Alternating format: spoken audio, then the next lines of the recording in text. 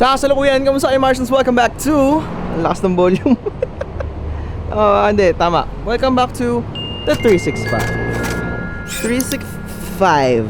Patay tayo dyan man, naka-S-log ako man. Okay, so today meron tayong ganap. Pero alam nyo, nakailang vlog na ako. Siguro pangatlong vlog na to na ginagawa ko. Kasi parang sinisipag ako. Mabalik na yung routine ko, bumabalik si Marco Mars.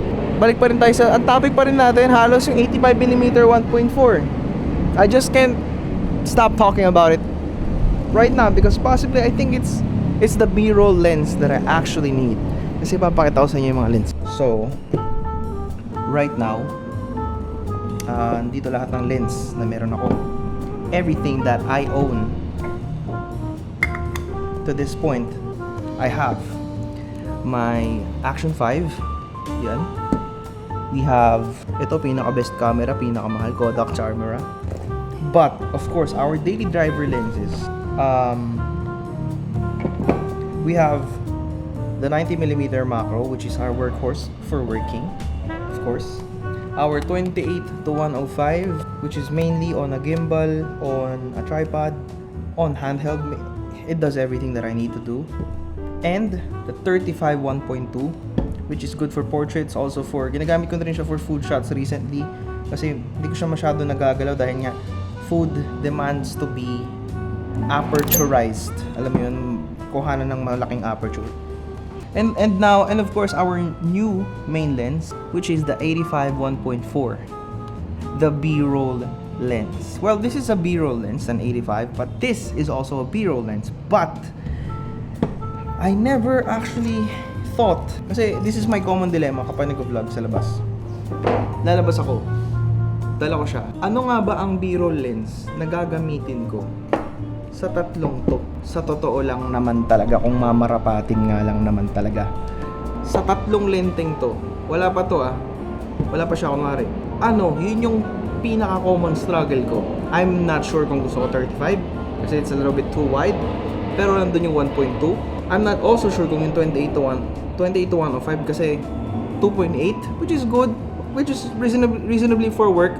Pero masyado kasi siyang mabigat at saka malaki at saka mahaba. Oh yeah. You know, it's not really something you can carry outside na hindi ka masisita. 90mm macro, it's a good B-roll lens, but it's too tight. It's 90, but it's macro. It's 2.8, but you know, hindi ko ma-make sure na siya yung B-roll lens.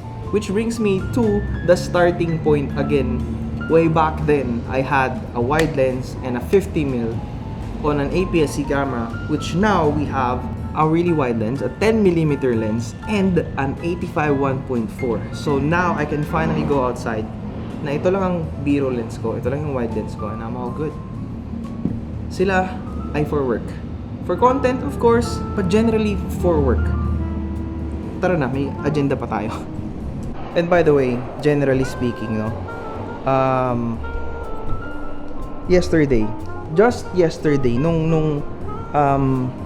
nasa event tayo, yun na yung struggle ko. Laman ng bag ko, minsan puro may 28 105, may 35. Meron kang bit-bit na, alam mo yun, may bit-bit ka na, in general, halos bit-bit mo na naman lahat ng lens mo, which is, I mean, I shouldn't be doing that given na kapag lumalabas ka naman talaga as a content creator, one of the goals is to actually have a minimalistic set. Kaya this year, probably I think I'm already kontento na ako, sa totoo lang. Kasi meron na tayong 85 para suportahan ang pag-vlog at pag-b-roll. Tsaka ito yung sinasabi ko kay Julius kahapon. Kita niyo yung bag ko. 'Di ba? Apat na lente. Apat na lente na. 35, 28, 85, 90. Nung wala pa si 85, bit-bit ko is either ito or ito.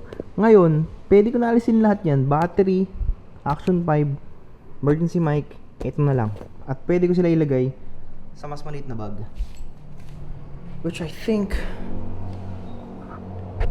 is really nice.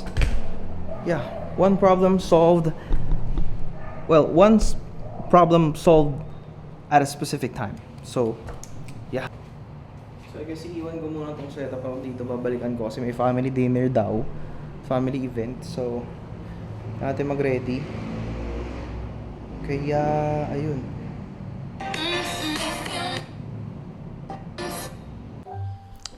Okay, so ito, ang gamit natin ay 35mm 1.2.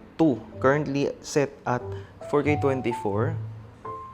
1.2. With, nandito yung diffuser, nandito yung softbox. Well, marami pa akong pwedeng gawin. Not really that high. I kind of did it this way. And ito siya.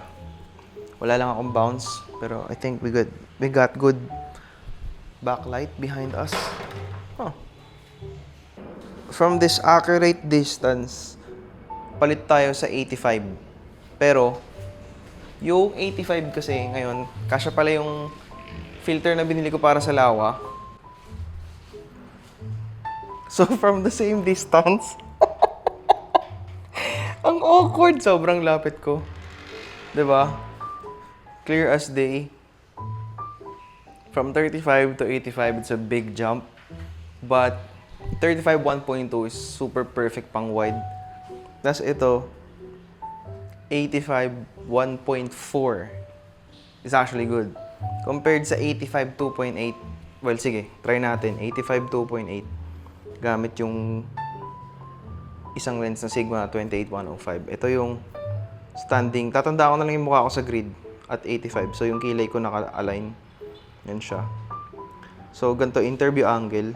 Mga ganyan banda. Tapos, nakatingin ako sa interviewee. Yan, comparing it side by side, ito, hindi ko sure kung exactly 85 to. Basta nandun siya between 70 tsaka 105. Pero f2.8, kanina naka 1.4. Ewan ko ba kung makikita nyo yung difference. May difference siya sa parang sa skin tone.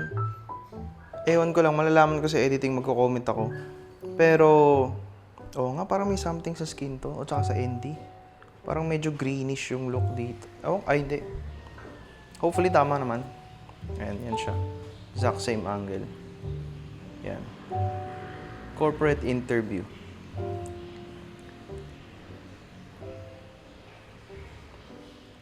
Pero kasi nga, iba pa rin yung prime ng 85 versus sa telephoto. Having this kind of lens gives you an all-around feel. But for specialty cases like yun nga, 85 1.4, best for portraiture. Close-ups for interview, I will say na meron akong strong setup ngayon. Dahil, yun nga, pag pinares mo yung 35 at saka yung 85, solid combo siya. Wala lang ako isa pang camera ngayon para ipakita sa inyo yung kung ano ibig sabihin ko sa combo na yun. But overall, first impressions ko sa Viltrox 85 1.4, parang hindi pa ako kontento na tinest ko siya sa loob. Gusto ko lumabas. So parang uulan!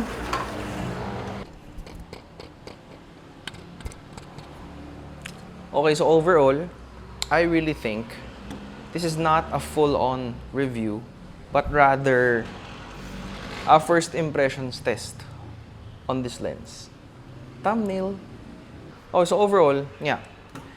First impressions with the lens, the 85 1.4 FE. Is it going to be an arsenal or a game changer to whatever I do in this craft? Yes. Because magkakaroon ako ng leverage to make portrait shots even better, despite having a 35 1.2, which is what we're using right now. Also, when it comes to shooting food, because I shoot mainly food videos, I think it's really gonna be helpful. Given na minsan parang gusto ko rin ng bokeh sa food shots na ginagawa ko. And sometimes food with people. So, it's really gonna help me out. 2.8 is good. Of course, sobrang sanay ko na sa 2.8. Bihirang-bihira ako mag 2.8 dahil kapag nag-shoot ako ng food, f4 pataas. But this time, I'm going to try to be on a different direction when it comes to shooting. Kasi especially, hindi ko strength mag-shoot with models. So, I'm trying to level up on that part. And may, alam mo yun, with may lighting tayo and everything. I'm probably out of focus right now because naka-focus siya dito sa lens. But, you know, what I'm trying to say is, first impressions, it's a little bit heavy, but not as heavy as the other 3 lenses that I have here. Sakto pala dito ko nilagay yung mga lens. It's not as heavy as the Sigma 28-105. 90mm macro, I think it's the second lightest lens next to the wide lens, and this is the third lightest lens. Kaya, honestly, what the lens feels like, para kang nagsimula ulit on photography, na ang body mo is, let's say, Canon 1100D, tapos meron kang 50mm, ganun yung pakiramdam. Ganun yung pakiramdam ng 85 sa full frame. Kasi nga, ang kasabihan talaga sa APS-C, ang 50mm is equivalent to a full frame 85mm. I'm never a big fan of an 85mm ever since. But ito ngayon tinry ko, parang, you know, it's something new. There's actually a lot of things we could do with it. I don't know if nag-work yung super duper short skit na shoot ko para dito, which is like a while ago. But yeah, feels nice, feels premium. Nabili ko siya sa sobrang sale na price. I think sinabi ko na yun from the start of this video. And yeah, I don't know if I'm really gonna be making a review about this, but probably it's gonna be a short video, super quick review. So yeah, that's the Viltrox 85 1.4 for you. And probably ending this vlog with a lot of B-roll shots. So